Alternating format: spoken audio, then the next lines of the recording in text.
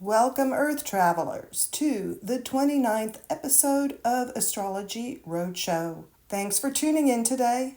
I'm your host, Laura Kane, and super excited to share this moment with you. As new energy is kicking in more and more, these energy changes have been discussed in previous videos and will be hugely transformative for all of us within the next couple of decades. So it is worth dissecting as some major shifting now gets underway. It would seem the month of March has been designed to clue us in a big way, to an area experiencing major change. The universe seems to be saying, pay close attention to where Pisces shifts to dynamic Aries in your charts. So that is what we will investigate in this episode. This sign transition is known as the world point, the official end and beginning of energies within the Western zodiac. Astrologically, this month entered and also exits like a ram, Aries style for sure. Today, March 31st, is the perfect time to review and perhaps engage in some Monday morning quarterbacking. We will see how the amazing list of major cosmic events will affect an individual depending on their house placements. A look at this root area will reveal the changes that will come to fruition in time. Groundwork is being laid now for your future. I am confident you already feel new energy building towards your cherished dreams. Before getting started, I invite you to now take the time to subscribe directly to this channel on YouTube. Astrology Roadshow will always keep you up to date with the most important astrology trends. And my hope is to make this symbolism come alive so it creates a lasting impression. Subscribing is free, of course, and your likes and shares will help greatly as well and are so appreciated. So, how many transits occurred in this area of our charts? It's almost unbelievable, but see for yourself. Here we go. On March 20th, that's when our sun entered into Aries from Pisces, the Aries world point. When it crosses the celestial equator and we usher in the vernal equinox. Neptune, along with Pluto and Uranus, our outermost generational planets, are simultaneously changing signs and changing our world. But this month, Neptune is announcing its move into Aries from a long journey through Pisces. In fact, this is a once-in-a-lifetime event, and it is happening today, the very last day of March. It is a super exciting moment for our world. 2 eclipses occurred in March, a lunar eclipse on March 14th, where the sun was located at just about 24 degrees of Pisces, and a solar eclipse at 9 degrees of Aries on March 29th. Both are within a 10-degree orb of the world point, and therefore close enough where both of these sign energies are in play at once. Then we have Venus officially turning retrograde on March 1st at 10 degrees Aries, traveling back to Pisces, crossing the cusp on March 27th. This retrograde keeps within that 10-degree orb on either side of the world point cusp. Venus retrograde is always a huge event, and this time even more so because it's integrating with the other transiting energies. There is also a Mercury retrograde beginning March 15th at 9 degrees Aries. It crossed 0 Aries and entered critical 29 degrees Pisces on March 30th.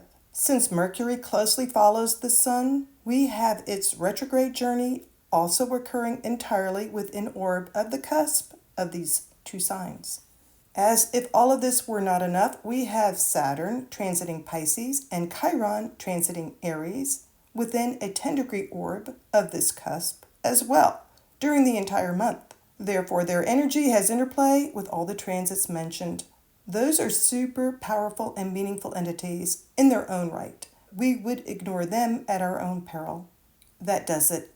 It's a lot for even a seasoned astrologer to digest, but our task is to increase awareness to how the overall messaging all blends together.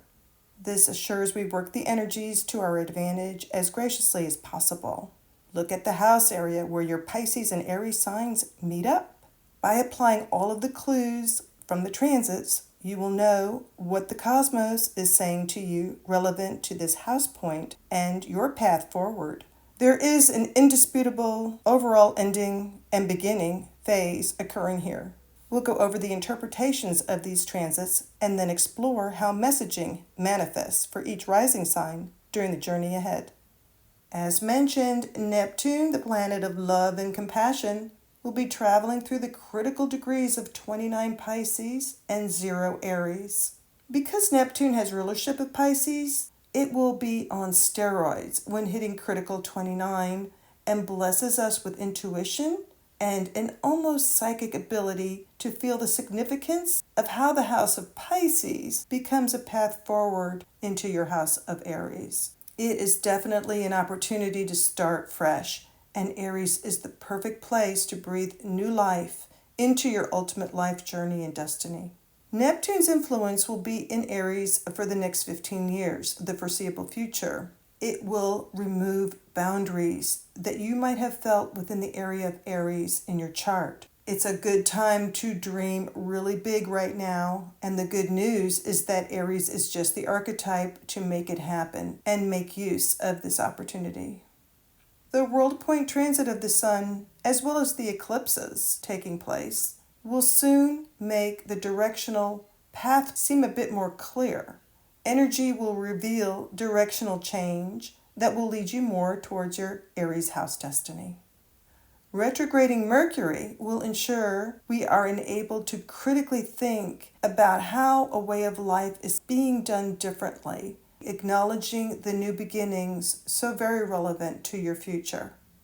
Because this is taking place during Venus retrograde, it is important to look at your natal Venus placement and how that feeds into what you value most in this area of your chart, the Pisces-Aries path. Also, look to the house placement of your natal Saturn and how that speaks to structure, its role as timekeeper, and also as taskmaster in this enormous and important shift. Same for Chiron. Its natal placement reveals how the attributes of the wounded healer archetype hold special significance for you, along with all the energies playing out. All right, when looking at each rising sign and determining the placement for Pisces and Aries, it would be ideal if you knew your time of birth to exactly locate this part of your chart.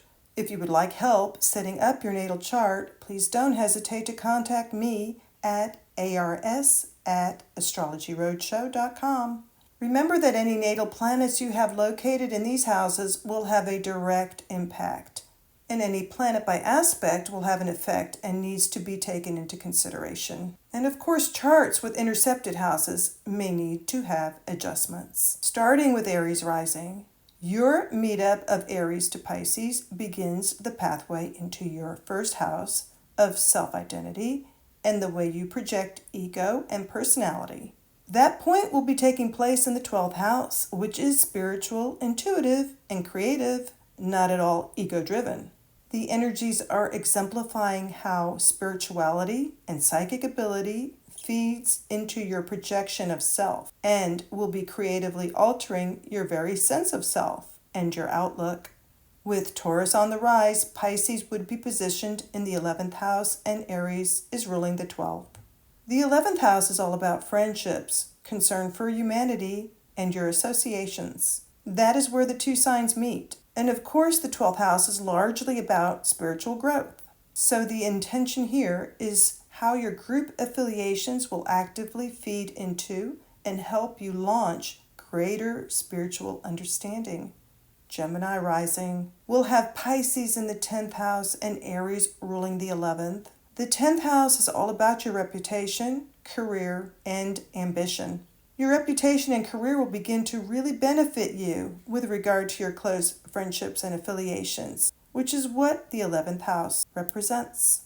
Cancer rising, people will have Pisces rulership of the 9th and Aries of the 10th. 9th house energy is about higher learning and travel to foreign areas for purposes of greater spiritual growth. You will be actively looking for opportunities to learn new ideas with the specific intent of applying this to your ambitions and career, as that is what the 10th house dictates. Your energy boost here will have you achieve recognition as a result of your effort to grow in knowledge. Leo rising has Pisces ruling the 8th house and Aries ruling the 9th. 8th house energy speaks to transformation, and this is the result of death, an inheritance, or other people's money. With this positioning, the use of monies received and a subsequent change in circumstances will be highlighted to serve and assist you with 9th house activities such as foreign journeys and higher learning.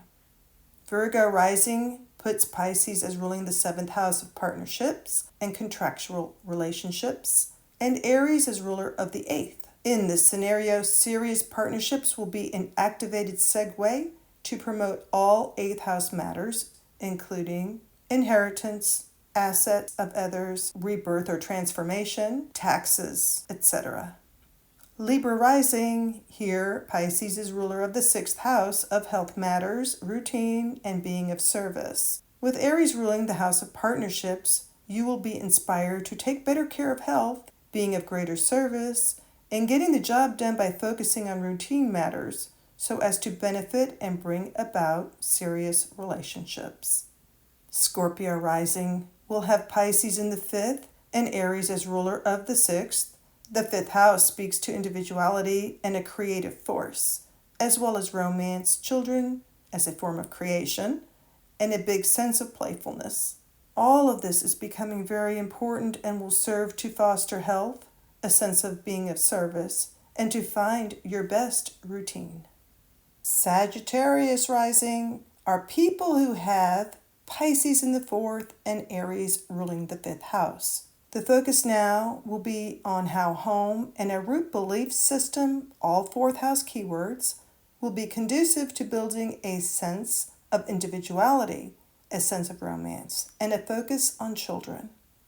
Capricorn rising people will have Pisces in the 3rd and Aries in the 4th house. The 3rd house relates to basic learning, communication, and matters concerning the local environment.